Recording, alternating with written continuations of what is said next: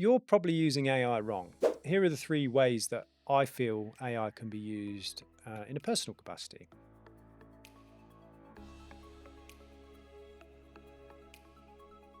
Firstly, I like to use it for thought development.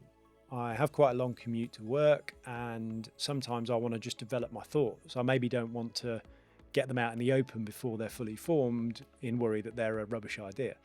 So I will have a voice chat with ChatGPT on my way to work, and I'll go back and forth with it, ask it to critique my work or thoughts or ideas, and then get some feedback. And that actually just helps me develop those thought processes. So when I do present that idea to someone or take it a bit further, it's a little bit more formed, and maybe some of the holes in that idea have already been established and worked out.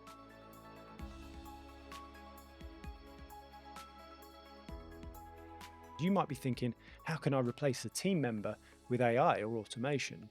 Whereas actually, I've never thought that. I've thought to myself, how can we develop our staff further using AI? How can we give them more tools? How can we help them achieve things more quickly, more efficiently?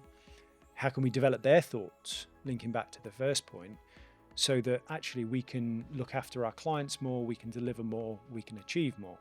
One example is we had an accounts process where we were having to reconcile an invoice from Microsoft, which is really complicated. And we basically built a small web app using AI to identify where the gaps were. And we're able to now take something that we used to do every month, do it in the same time, but every week. And we've been able to catch discrepancies and make actual savings immediately using AI.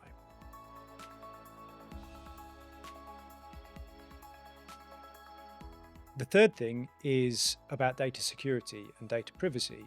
I would not put any company information into ChatGPT that you wouldn't want to be out there on the web already.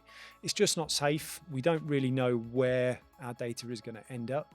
And I would be quite concerned about putting any personal information or company information into ChatGPT. By all means, anonymize it. If you want help sending an email, just get rid of the names and call them client A or person one. Really simple way to do it.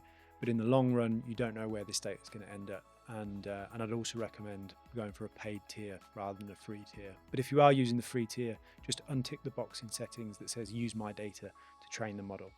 So they're kind of my top three tips. I'll be doing more of this type of content, and I hope you enjoy it. Do stay in touch. Thanks so much.